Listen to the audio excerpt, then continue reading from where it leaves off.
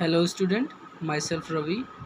Now today I will discuss English literacy in class 8th, whose second chapter is named How the Rhinoceros Got His Scale. Now first chapter हम लोगों ने clear कर लिया है। First chapter की story and exercise, question answer and other extra activities हम लोगों ने पढ़ लिया है। आज हम सेकेंड चैप्टर पढ़ेंगे इंग्लिश लिटरेसी में, जिसका नाम how the rhinoceros got his scale. Second chapter का ये नाम है। The meaning of this sentence how the rhinoceros got his skin, मतलब कि राइनासोरस मीन्स क्या होता है? गैंडा। गैंडे को उसकी त्वचा कैसे मिली, त्वचा या खाल, गैंडे को उसकी त्वचा कैसे मिली, इस स्टोरी में डिस्कस किया गया है। वार्म अप में देखिए लिखा हुआ है, this story has been written by Rudyard Kipling. In this story the writer describe how a rhinoceros got his skin. इस स्टोरी में उनकी कहानियाँ रुडयार्ड किपलिंग ने लिखी है। इस कहानी को रुडयार्ड किपलिंग ने लिखा है। इस कहानी में लेखक वर्णन करता है कि कैसे गैंडे को उसकी खाल मिली। इस स्टोरी में यही हम पढ़ेंगे। Okay, now let's see. On an uninhabited island on the shores of the Red Sea lived a Percy from whose head the rays of the sun were always reflected. Means the meaning of this sentence, लाल सागर के एक तट पर एक निर्जन द्वीप पर एक पर्सी नाम का व्यक्ति रहता था। पर्सी नाम का एक व्यक्ति रहता था जिसकी टोपी से सूरज की किरणें हमेशा परिवर्तित होती थी। Ray of the sun were always reflected. The Parsi lived by the Red Sea with nothing but his hat and his knife and a cooking stove of the kind that you must particularly never touch. Okay, the meaning of this sentence, कि इसमें लेखक बता रहा है कि जो पर्सी है वो लाल सागर के तट पे रहता था। वो अपने बहुत कुछ ज़्यादा तो अपने साथ में नहीं रखता था, लेकिन उसके पास एक टोपी थी, एक नाइफ मीन्स चाकू था, एक चाकू था, और इस तरह के खाना पकाने के चूल्हे के अलावा कुछ नहीं रहता था जिसे आप विशेष रूप से कभी टच नहीं कर सकते हैं। कुछ ज़्यादा उसके पास नहीं था, यही चीज़ था। Okay, now one day he took flour and water and currants and plums and sugar and things and made himself one cake which was 2 feet across and 3 feet thick. It was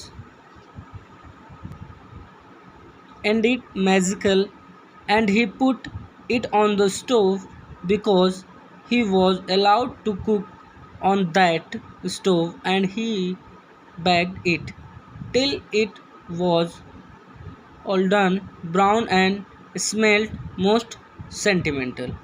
Now, the meaning of this sentence, one day he took flour and water and currants and plums and sugar and things and made himself one cake which was 2 feet across and 3 feet thick.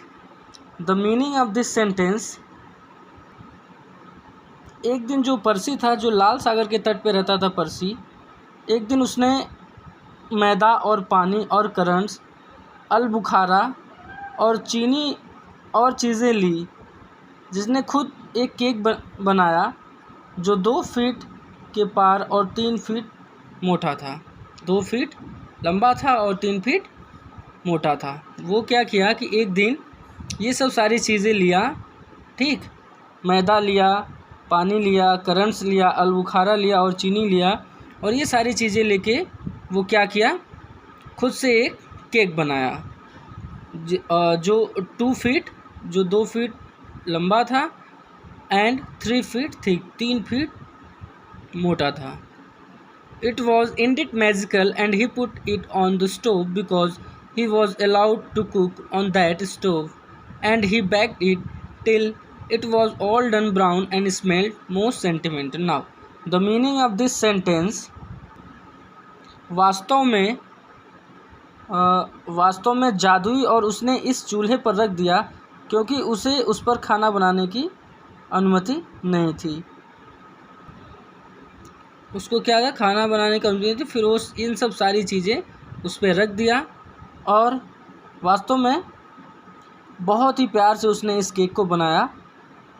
और वो cake क्या हो गया था, यह सब भूरा हो गया था और उसने सबसे भावुक गंध था और उसमें क्या था, वो ब्राउन हो गया था और स्मेल्ड मोस्ट सेंटिमेंटल, बहुत ही भावुक गंध उसमें आ रहा था. Okay, now but just as he was going to eat it, there came down to the beach on rhinoceros with a horn on his nose, 2 piggy eyes and few manners.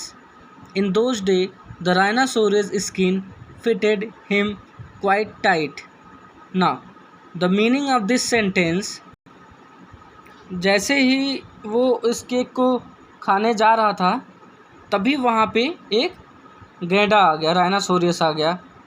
उसकी नाक पर एक सींग, 2 गुल्लक और शिष्टाचार के साथ एक गैंडा समुद्र तट पर आ गया.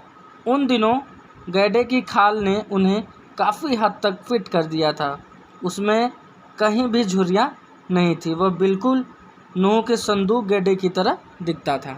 ओके, मतलब कि जैसे ही वो जो पर्सी था, वो जैसे ही उसका केक बन गया तो वो सोचा कि अब इसको खा लेते हैं. तो जैसे ही वो उसको खाने जा ही रहा था कि वहाँ पे क्या आया, वहाँ पे राइनासोरस आ गया. उस बीच पे राइनासोरस आ गया और उसके पास क्या था, राइनासोरस की एक सींग था, 2 गुल्लक. आपने राइनासोरस को देखा होगा तो 2 सींग के साथ उसके नाक के पास 2 अलग अलग टाइप के गुल्लक जैसे होते हैं. तो 2 गुल्लक थे, ठीक, आँखें. और उन दिनों, in those days the rhinoceros skin fitted him quite tight. उन दिनों क्या था कि जो गैंडे हुआ करते थे उनके काफ़ी हद तक फिट कर दिया गया था, उनके खाल को काफ़ी हद तक फिट कर दिया गया था. Okay, now the rhinoceros skin fitted him quite tight. There was no wrinkle in it anywhere. He looked exactly like Noah's Ark rhinoceros, but of course much bigger. All the same, he had no manners then, and he has no manners now, and he never will have any manners. He said, "How?" And the Percy left the cake and climbed to the rope of palm tree with nothing on but his hat, from which the rays of the sun were always reflected. Now, the meaning of this sentence, there were no wrinkle in it anywhere. He looked exactly like Noah's Ark rhinoceros, but now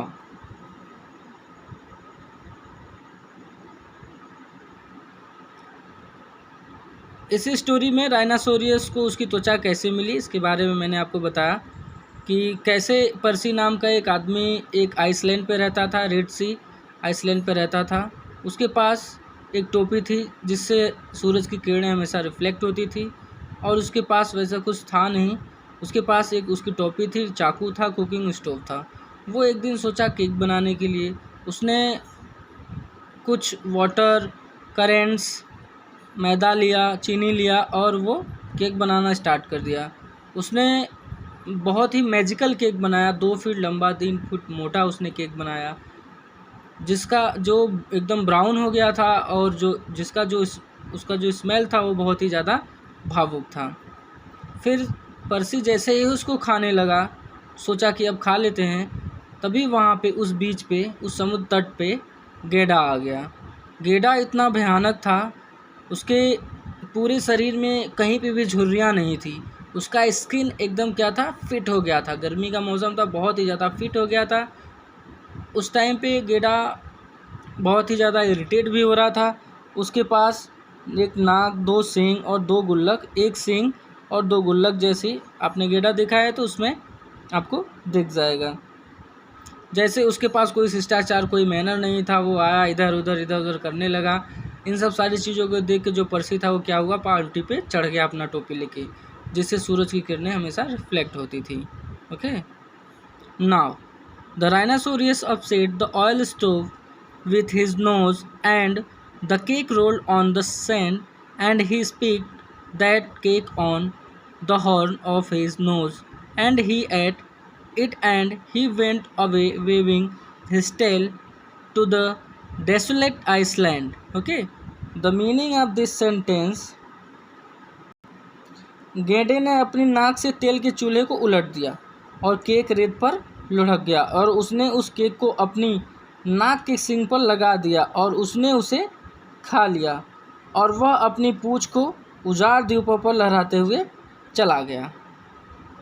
okay, now then the Percy came down from the palm tree and put the stove on its leg and recited the following shloka. Now the meaning of this sentence: जैसे ही गेंडा उस cake को खा के और रेत पे गिरा के जब चला गया, वहाँ से उस द्वीप से जब चला गया, तब पर्सी ताड़ के पेड़ से नीचे उतरकर चूल्हे को उसके पैरों पर रख दिया और निम्नलिखित श्लोक का पाठ करने लगा। कौन सा श्लोक बोल रहा था वो? Now them that take cakes which the Parsi man bakes make dreadful mistakes. इस श्लोक का वो बार बार इस श्लोक को पढ़ने लगा। क्या जो केक लेते हैं जिससे पारसी आदमी सीखता है, भयानक गलतियां करता है, बार बार इस श्लोक को वो बोलता गया।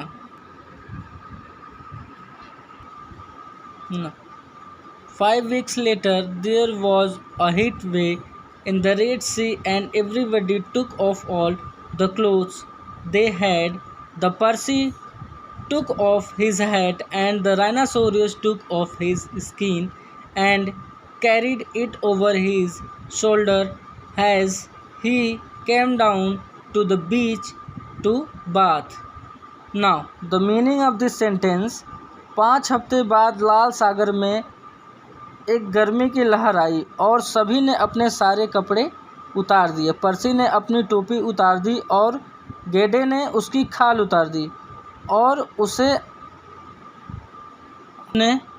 उसने उसे अपने पे ले लिया, क्योंकि उसे स्नान करने के लिए समुद्र तट पर वो आया था उन दिनों।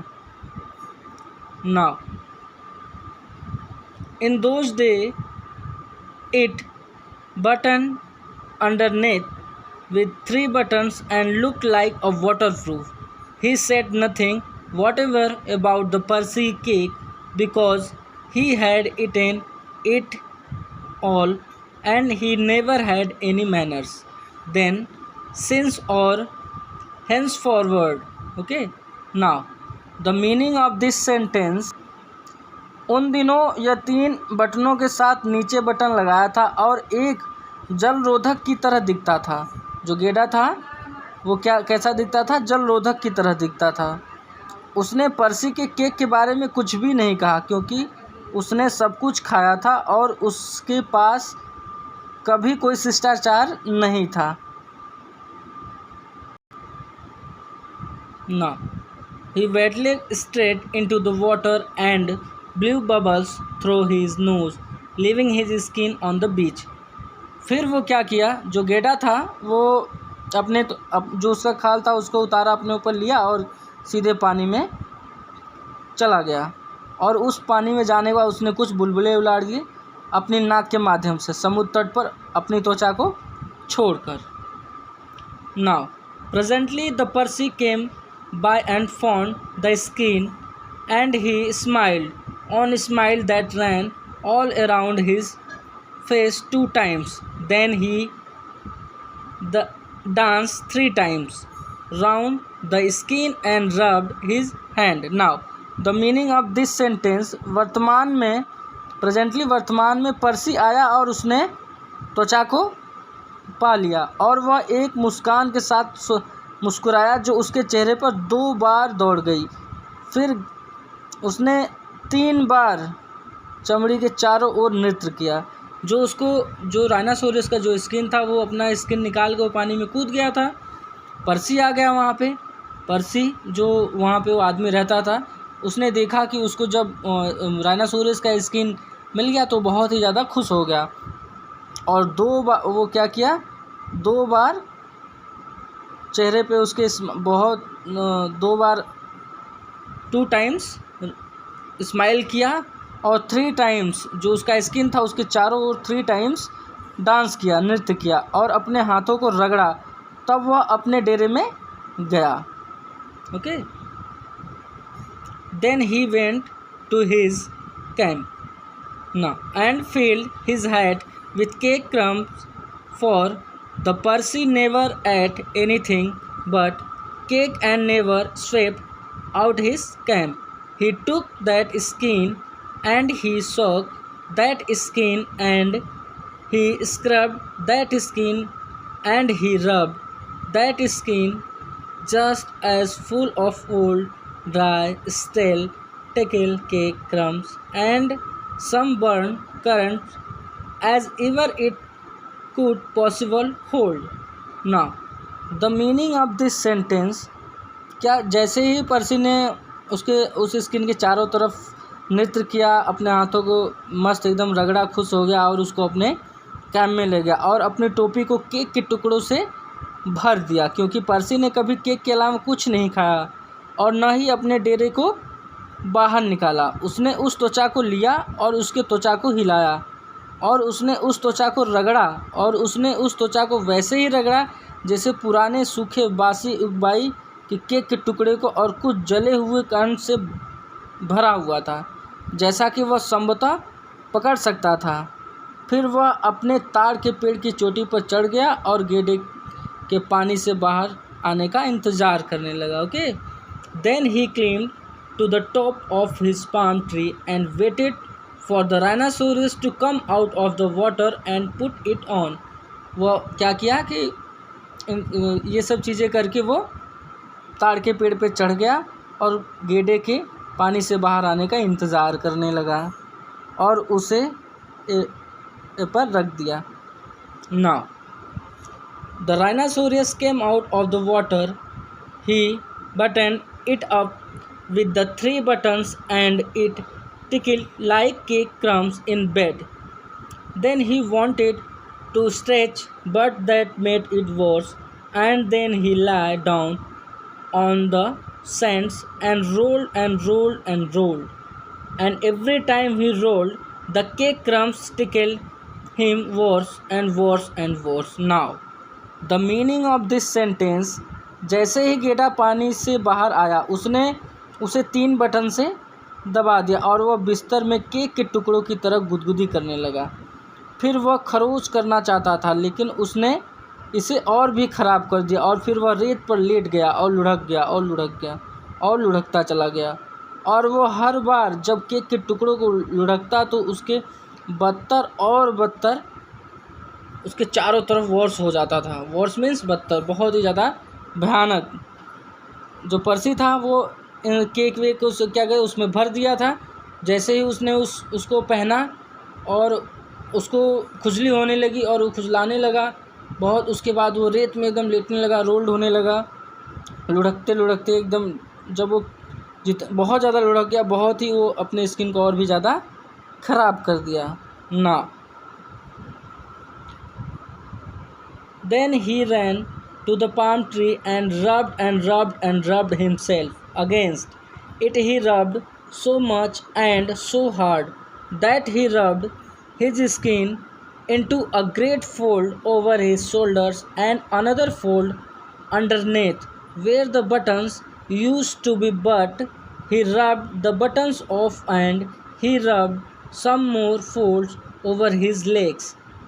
Now, the meaning of this sentence, तब वो लुढ़कते लुढ़कते जब एकदम पूरा रेत में एकदम अपने स्किन को ख़राब कर दिया, तब वह ताड़ के पेड़ के पास दौड़ा और उसे रगड़ने लगा, अपने स्किन को और रगड़ा और रगड़ा और अपने आप को उस पर मलने लगा उसने इतना अधिक और इतना ज़ोर से रगड़ा कि उसने अपनी त्वचा को अपने कंधों पर उस पर इतना ज़्यादा मल दिया कि अपनी त्वचा कंधों पर एक बड़ी तह में और दूसरी तरह में रगड़ा जहाँ बटन हुआ करते थे, लेकिन बटन को रगड़ दिया और उसने अपने पैरों पर कुछ और सिलवटों को रगड़ दिया।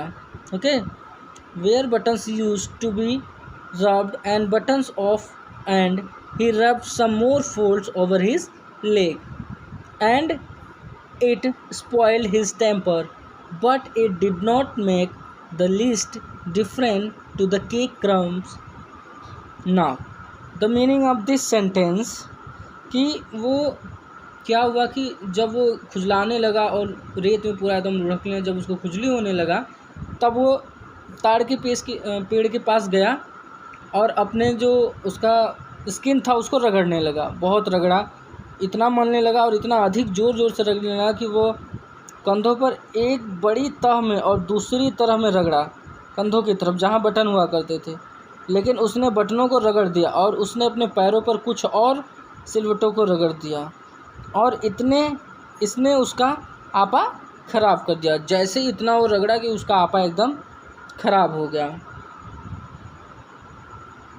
Okay, now they were inside his skin and they tickled, so he went home very angry indeed and horrible, scratchy, and from that day on this every rhinoceros has great fold in his skin and a very bad temper, all an account of the cake crumbs inside. The Percy came from his palm tree, wearing his hat, from which the rays of the sun were always reflected, packed up his cooking stove, and went away in the direction of meadows. Okay, now the meaning of this sentence कि इतना सब कुछ करने के बाद जो गेंडा था उसको बहुत ही ज़्यादा गुस्सा आ गया। इतना ज़्यादा वो रगड़ दिया अपने स्किन को बहुत ही ज़्यादा गुस्सा आ गया उसको और ओके अपनी त्वचा को एकदम वो ख़राब कर दिया था। लेकिन केक के टुकड़ों को इसके कोई फ़र्क नहीं पड़ा, वे उसकी त्वचा के अंदर थे और वे चकरा गए, तो वो एकदम से घर चला गया। वास्तव में बहुत गुस्से में और बुरी तरह से खरोच, और उस दिन से हर गेंडे के पास बड़ी सिलवटें हैं, त्वचा और बहुत ख़राब स्वभाव। पारसी के अंदर केक के टुकड़े का सारा लेखा जोखा उसके ताड़ के पेड़ से आया। उसकी टोपी पहने हुए जिसने सूरज की किरणें हमेशा प्रतिलक्षित होती थी, अपना खाना पकाने का चूल्हा पैक किया और फिर दूसरी दिशा में चल गया, घास के मैदान की तरफ वो चल गया। मीन्स इस स्टोरी का जो मेन थीम है कि राइनासोरियस जो गेंडा हैं उनको उसकी त्वचा कैसे मिली। ठीक, तो इस स्टोरी में आपको बताया गया, जो इस स्टोरी के जो लेखक हैं, जो राइटर हैं रुडयार्ड किपलिंग, उन्होंने इस कहानी में वर्णन किया है कि कैसे गेंडे को उसकी खाल मिली। लाल सागर के तट पर एक निर्जन द्वीप पर पारसी नाम का एक आदमी रहता था जिसके पास एक टोपी हुआ करती थी। टोपी से सूरज की किरणें हमेशा परिवर्तित होती थी। पारसी लाल सागर के पास अपनी टोपी और चाकू और इस तरह के खाना पकाने के चूल्हे अलावा कुछ और नहीं रखता था वो। ठीक, फिर पारसी एक दिन सोचा कि वो केक बना ले खाने के लिए, तो उसने एक बहुत ही मैजिकल केक बनाया जो 2 फीट लंबा और 3 फीट मोटा था। वो एकदम ब्राउन हो चुका था और जो उसका स्मेल था वो बहुत ही ज़्यादा सेंटिमेंटल था, भावुक था। फिर वो अपने उस केक को खाने का जैसे ही उसने प्लान बनाया कि वहाँ पे राइनासोरस गेंडा आ गया। उन दिनों जो राइनासोरस हुआ करते थे उनकी जो स्किन थी वो एकदम फिट हुआ करती थी। फिर वो गेंडे को देख के वो पेड़ पे चढ़ गया अपनी टोपी लेके। तो उसके बाद क्या हुआ कि राइनासोरस जो गेंडा था वो केक को अपनी नाक पे उठाया और खाने लगा और उसको पूरा रोल कर दिया। उसके बाद 5 हफ्तों के बाद हिट वे आई वहाँ पे उन दिनों, ठीक गर्मी का मौसम था, 5 हफ्तों बाद आ गया रेड सी का, और जितने भी लोग हुआ करते थे सब अपना कपड़े वो निकाल दिया करते थे। पर्सी भी अपना गया वहाँ पे और अपना सिर्फ हैट के साथ गया था। फिर वहाँ पे राइनासोरियस आ गया। वो उन दिनों इतनी गर्मी हुआ करती थी कि सब लोग कपड़े वपड़े निकाल के ही एकदम मस्त पानी में कूद के नहाया हुआ करते थे। तो राइनासोरियस भी अपने स्किन को उतार के पानी में कूद गया। पर्सी आया, देखा उसका स्किन राइनासोरियस से वो बदला लेना चाहता था, उसके केक को ख़राब कर दिया था, और वो देखा, वो बहुत ही ज़्यादा खुश हो गया। वो 2 टाइम्स एकदम स्माइल किया उस स्किन को देख के, और 3 टाइम्स 3 बार उस स्किन के चारों तरफ नाचा, और फिर उसको उठा के अपने कैंप में ले गया, और उसमें केक वेक सब जितना भी सब कुछ वेस्टेड चीज़ें थी उसमें वो भर दिया स्किन में।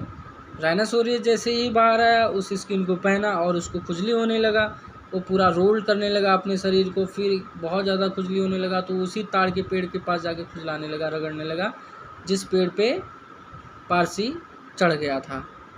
और इतना ज़्यादा रगड़ दिया कि उसका स्किन कंधे की तरफ से एकदम पूरा एकदम बहुत ज़्यादा ख़राब हो गया, और बहुत ही गुस्से में होकर फिर वो घर की तरफ भाग गया। तो उसी टाइम से क्या हुआ कि राइनासोरियस का जो स्किन है वो उन लोगों का उनके पास कोई शिष्टाचार नहीं होता है, कोई वो नहीं होता है, तो उस वजह से इनको उनका स्किन मिला।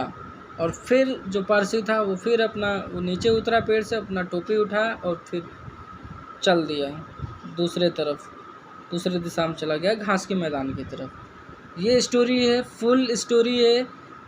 आपका जो सेकंड चैप्टर है मैंने आज स्टोरी क्लियर करवा दिया है। जिसको भी कोई भी डाउट होगा वो कंसल्ट कर लेगा डायरेक्टली मेरे से, ठीक। बाकी इस स्टोरी को अपने बुक के साथ वीडियो को ओपन करेंगे, वीडियो को सुनेंगे, और एक एक वर्ड को अपने बुक में देखेंगे। जिनके पास बुक नहीं है वो प्लीज़ जाके बुक ले लें, स्कूल से कंसल्ट करें और बुक ले लें, ठीक, ताकि उनको पढ़ने में बहुत ही आसानी हो जाए। Thank you.